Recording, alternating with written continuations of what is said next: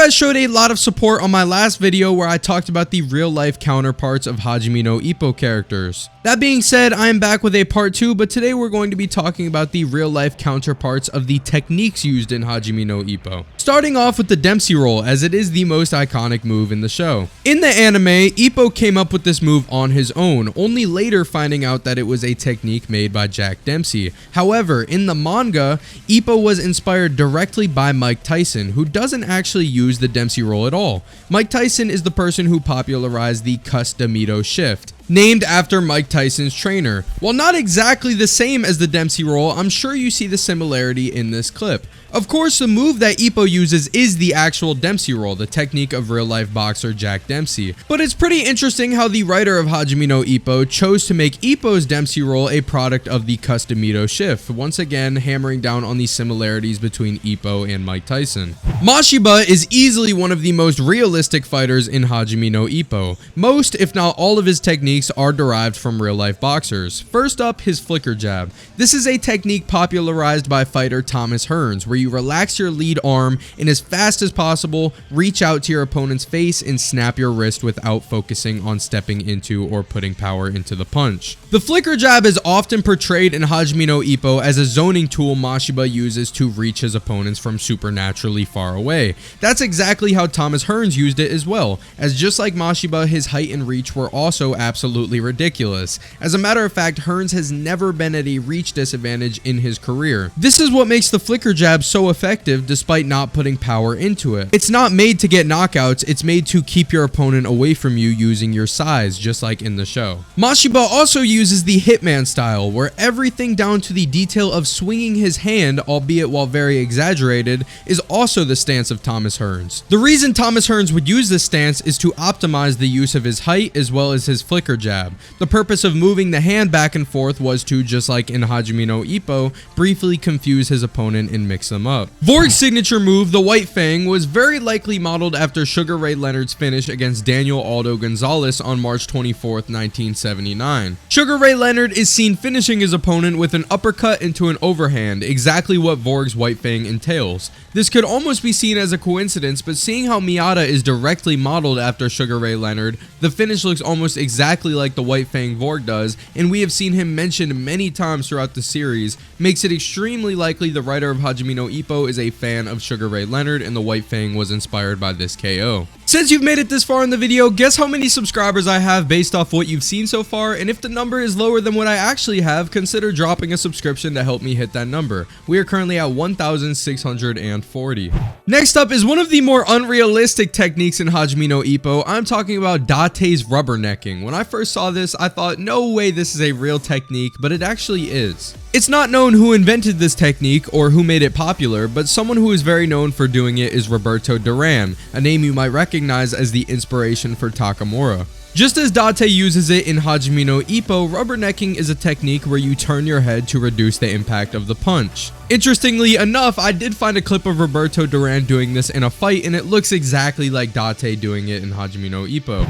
Sendo's signature move, named the Smash, is actually a real move invented by Donovan Razor Ruddock. The Smash, in simple terms, is a hybrid between a hook and an uppercut, but the way that Donovan would use this move is he would drop down as well as drop his lead hand down so that he could generate more power on his way up. Donovan struggled to get knockouts when people would just turtle up, similar to what Ippo does. The Smash was invented to not only break through people's guards, but also to get your hand into a position where the opponent cannot see it. Next up is the corkscrew punch used by Date, which is a real move invented by Charles Kid McCoy. In Hajime no Ippo, this punch is portrayed as something that becomes more powerful thanks to the twisting motion, and while that isn't exactly the case in real life, it can become faster or more powerful depending on the physique you have because it does engage different muscles. But the way this punch is used in real life is more so a normal cross or a normal hook and then a twisting motion at the end, which can be quite powerful for cutting up an eye area or further opening wounds.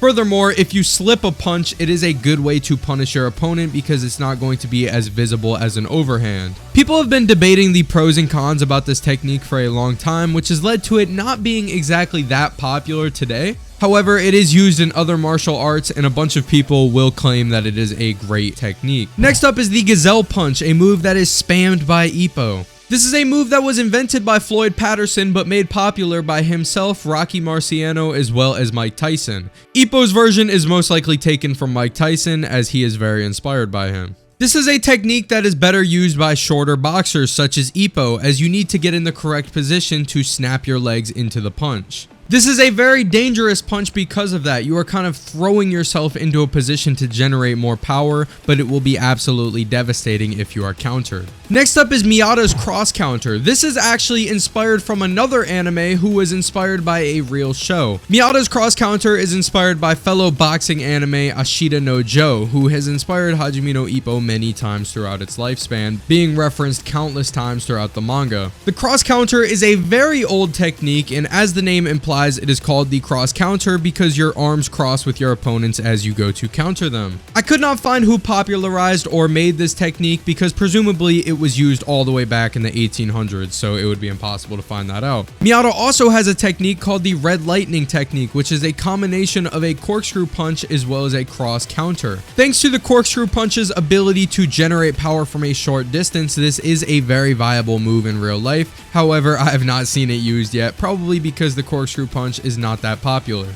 But as mentioned earlier, this is a combination between two real moves, so I figured it was worth mentioning. Next up is the motionless jab of Ricardo Martinez. This is an extremely fast jab that is not at all telegraphed. Now, this is not a technique where you flick your wrist at the end of your jab or something specific. This is an homage to the perfect boxing of Ricardo Martinez's inspiration, Ricardo Lopez, who has repeated the jab so many times to the point of perfection.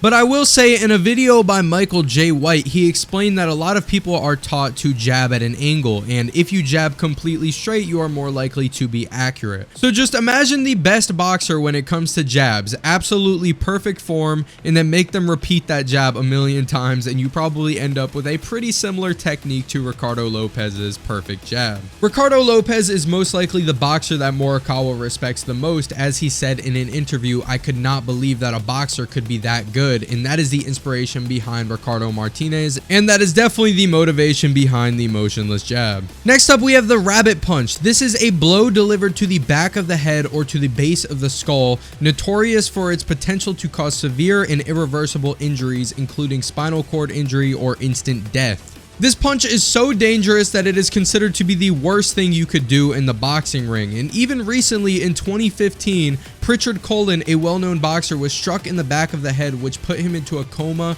and a vegetative state. We see this punch in Hajime no Ippo when Nakota, who is already punch drunk from sparring with Kamigawa, got into a fight with Ralph Anderson, who used the rabbit punch on him, forcing him to eventually retire altogether from boxing thanks to the injury. If you want to know where the frog punch is from, click the video on your screen right now. Thank you for watching. Subscribe if you enjoyed and want to see more content like this, and I will see you guys later.